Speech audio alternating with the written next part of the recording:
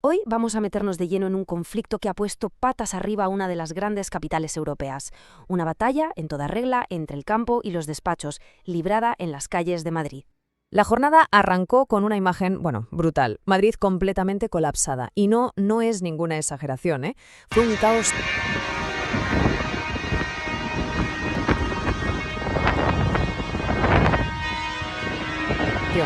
Fue un caos absoluto que paralizó la vida de millones de personas y que nos obliga a preguntarnos, ¿qué ha pasado para llegar a esto? Y para que nos hagamos una idea de la magnitud del asunto, ojo a la cifra. Más de 2.500 agricultores se plantaron en el centro de la ciudad, una fuerza desde luego que se hizo notar en cada rincón del poder político. Muy bien, empecemos por el primer acto de esta jornada, la parálisis. Vamos a ver cómo una protesta del campo fue capaz de parar en seco el pulso de toda una metrópolis. A ver.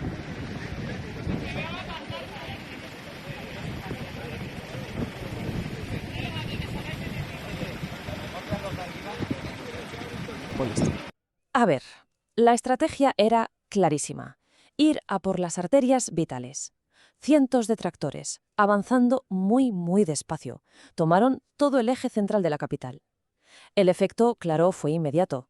El transporte público desviado, el tráfico un imposible y, por si fuera poco, para rematar, coincidió una huelga de trenes. La tormenta perfecta. Madrid estaba, literalmente atrapada. Pero bueno, más allá del caos, lógicamente, está la causa. Pasemos de describir el qué a intentar entender el por qué. ¿Cuáles son las reivindicaciones que han encendido toda esta mecha? Si hay una idea que lo resume todo, es esta: la sensación de abandono deliberado. Ojo, no es solo que se sientan olvidados, no. Es la convicción de que hay una decisión política consciente de dar la espalda al campo.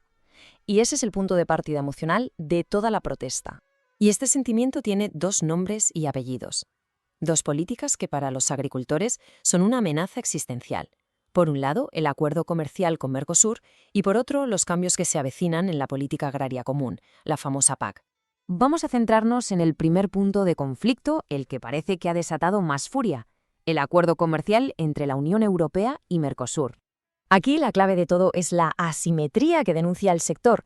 Hablan de competencia desleal. ¿Por qué? Pues porque mientras al agricultor español se le exigen unas normativas medioambientales y laborales súper estrictas que elevan sus costes, ven cómo van a entrar productos de países con estándares mucho más relajados y, por tanto, más baratos. Y esto nos lleva a la frase que resume todo el temor. No es una simple queja, es un verdadero grito de alarma. Lo ven como una sentencia de muerte, una frase que revela la magnitud del riesgo que sienten que se cierne sobre su modo de vida.